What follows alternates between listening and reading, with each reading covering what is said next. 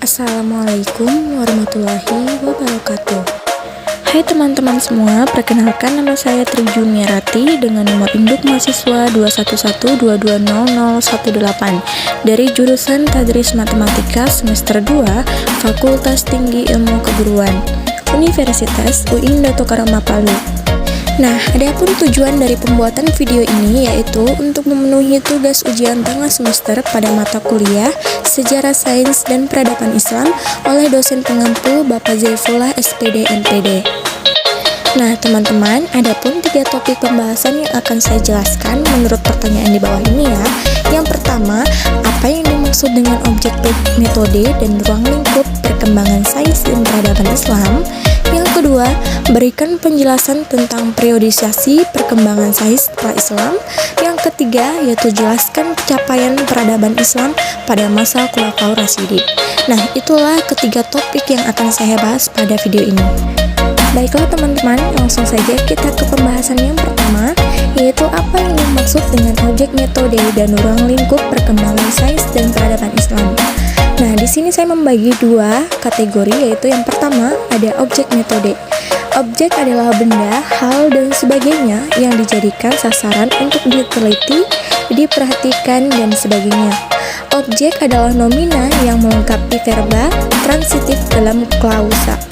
Dalam linguistik, objek adalah kata benda, frasa kata benda, atau kata ganti yang dipengaruhi oleh tindakan kata.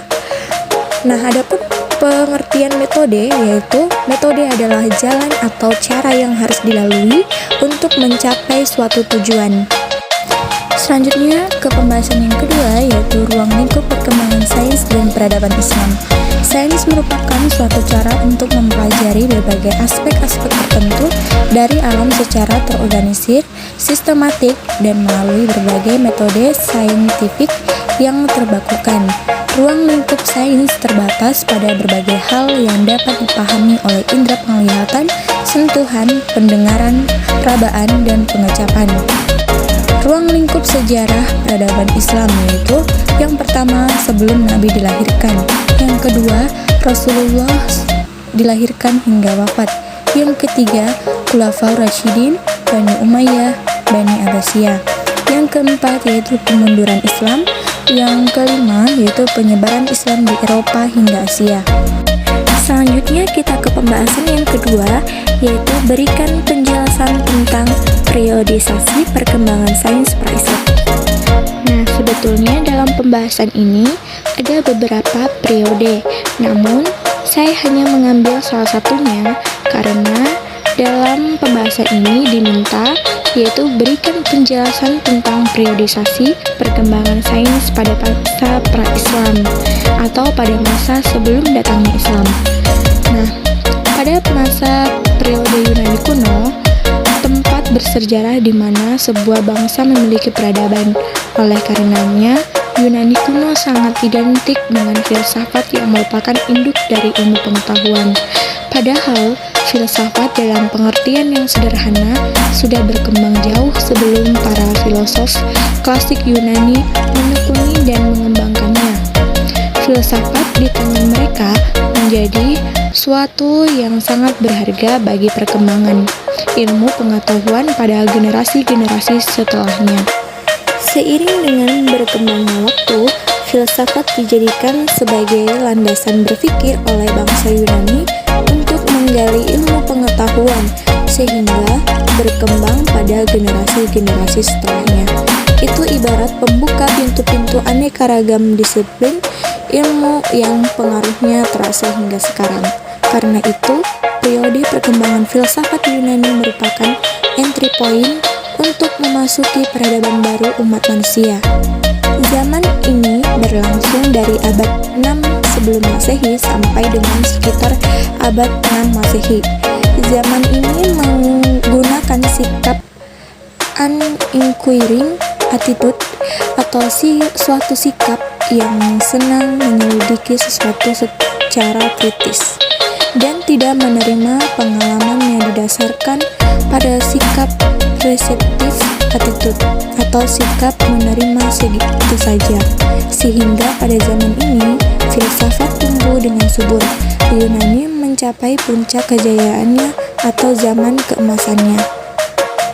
Nah, selanjutnya kita ke pembahasan yang ketiga, yaitu mengenai jelaskan capaian peradaban Islam pada masa Khulafaur Rasyidin.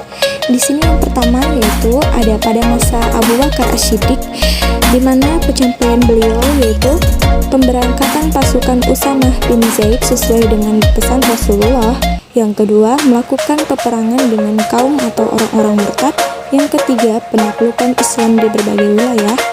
Nah, selanjutnya yaitu pada masa Umar bin Khattab, di mana beliau telah mencapai yang pertama melakukan pengembangan di bidang perekonomian, yang kedua kestabilan politik dan sistem pemerintah, yang ketiga melakukan pengembangan di bidang ilmu pengetahuan, dan yang keempat yaitu penaklukan wilayah untuk perkembangan Islam. Selanjutnya yang ketiga yaitu pada masa Utsman bin Affan. Pencapaian beliau yaitu yang pertama melakukan pembukuan terhadap ayat-ayat Al-Quran, yang kedua renovasi Masjid Nabawi, yang ketiga perluasan wilayah Islam, yang keempat yaitu pembentukan armada angkatan laut. Nah, selanjutnya yang keempat yaitu pada masa Ali bin Abi Thalib, di mana pencapaian beliau ada tiga, yaitu yang pertama menjadi pemimpin armada perang, yang kedua membenahi keuangan negara, dan yang terakhir yaitu memajukan ilmu bahasa. Nah, itulah tadi mengenai capaian peradaban Islam pada masa Khulafaur Rasyidin. Nah, itulah tadi penjelasan mengenai ketiga poin pertanyaan yang ada. Semoga penjelasan yang saya berikan dapat mudah teman-teman pahami dan dipelajari ya. Sekian dari saya tutup. Wassalamualaikum warahmatullahi wabarakatuh.